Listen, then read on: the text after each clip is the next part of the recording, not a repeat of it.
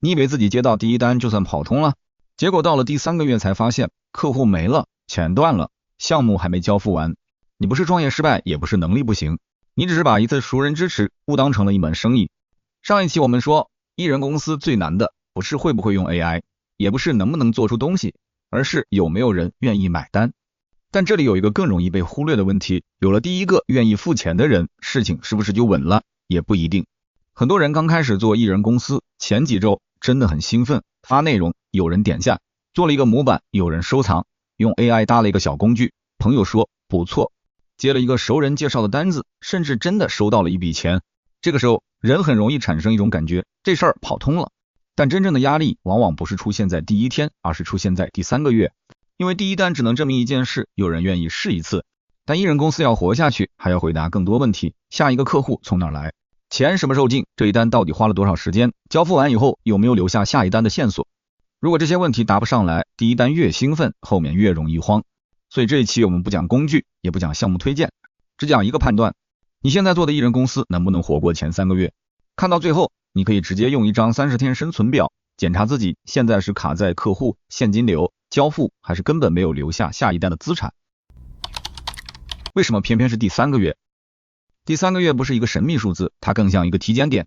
第1个月靠的是热情，你刚开始做，状态很满，想法很多，每天都觉得自己在推进。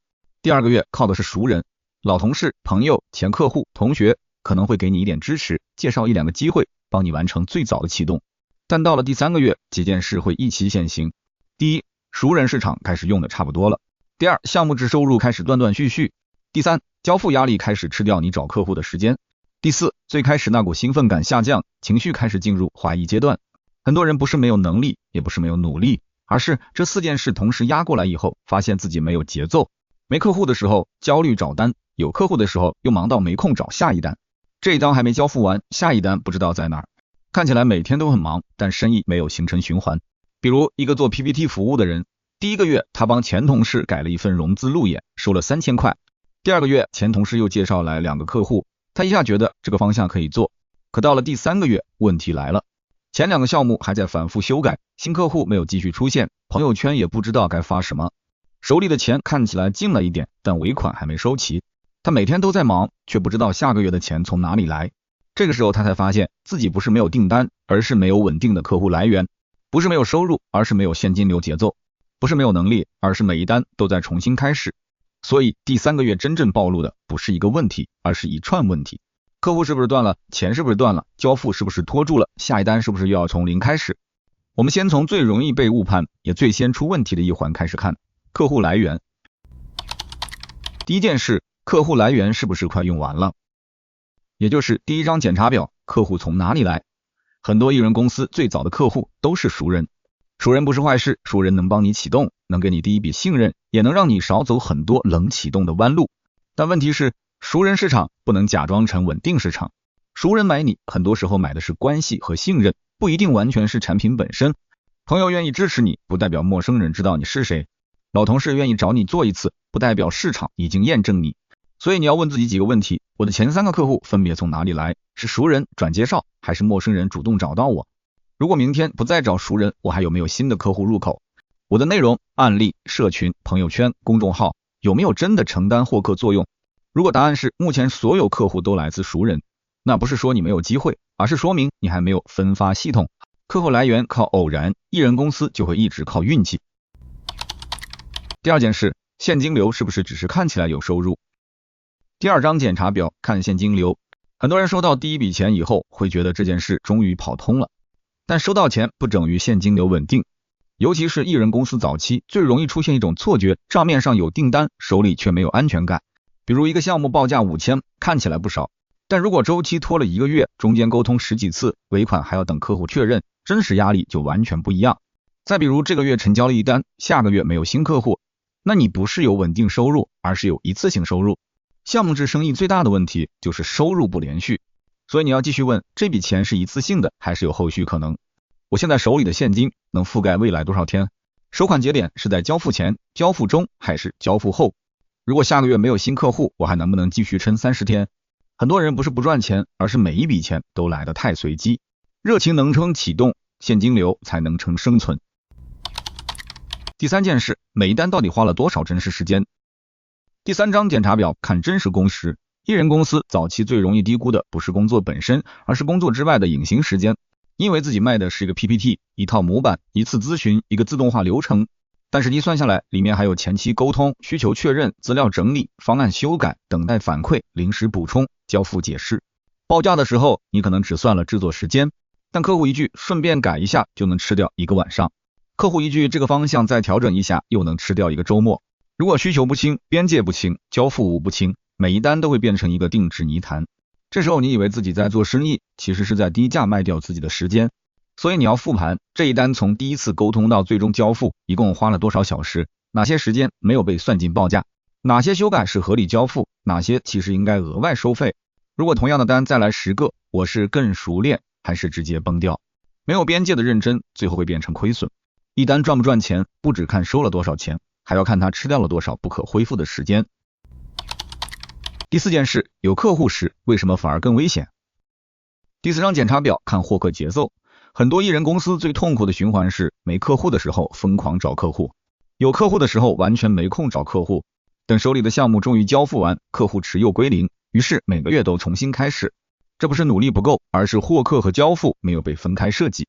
你不能等交付完以后才开始找下一单，因为到那个时候你又回到了零。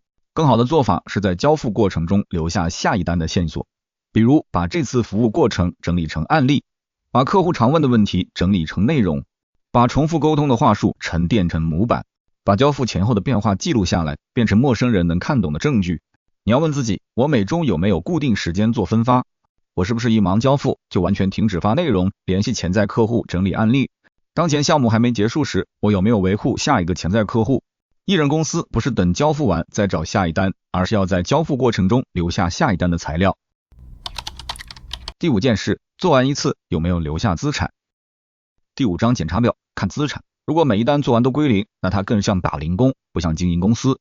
早期的艺人公司，每一单都不应该只是收入，还应该是下一单的资产。一单结束以后，至少要尝试留下5样东西。第一，案例，能不能让陌生人看懂你帮谁解决了什么问题？第二，模板，哪些沟通、报价、交付内容下次可以复用？第三，流程，下一次做同类项目能不能更快、更稳？第四，客户关系，有没有复购、转介绍或者后续维护的可能？第五，内容素材，这次服务过程里有没有可以拆成文章、视频、朋友圈、案例页的部分？如果一单结束以后，你除了收到钱什么都没留下，那下一单还是从零开始。但如果每一单都能留下案例、模板、流程、客户关系或内容素材，你就会慢慢发现，下一次成交会更容易，交付会更快，报价也会更有底气。这才是艺人公司和普通接单的区别。用一张30天生存表检查自己，所以别只靠感觉判断自己能不能撑下去，你可以拿最近30天做一张很简单的生存表。这张生存表应该包括： 1. 客户来源，每个客户从哪里来； 2. 成交金额，每一单收了多少钱； 3. 到账时间，定金和尾款什么时候进； 4. 真实工时，沟通、制作、修改、交付一共花了多少时间； 5. 交付边界，包含什么，不包含什么； 6. 获客动作，最近30天做了哪些内容、联系、转介绍或渠道尝试； 7. 复购和转介绍，有没有第2次购买或推荐； 8. 可复用资产，有没有留下案例、模板、流程或内容。填完这张表，你大概率就能看清自己卡在哪里。如果客户全靠熟人，说明分发还没建立；如果钱不连续，说明现金流很脆；如果工时算不清，说明你可能在低估成本；如果交付没边界，说明每一单都可能变成消耗；如果做完不留资产，说明你还没有从接单走向公司化。第3个月撑不住，很多时候不是突然发生的，是系统早就亮红灯了，只是前2个月被热情和熟人盖住了。第3个月不是死亡点，而是体检点。所以回到开头，有第一单很重要，但第一单只证明有人愿意试一次。艺人公司真正的生存问题是第一单之后会不会归零。如果客户来源靠偶然，现金流靠运气，交付靠硬扛，情绪靠鸡血，那第3个月一定会很难。但如果你能持续检查5件事，客户从哪里来，钱什么时候进，每单花多少时间，交付能不能复制，做完有没有留下资产，那第3个月就不是死亡点，而是体检点。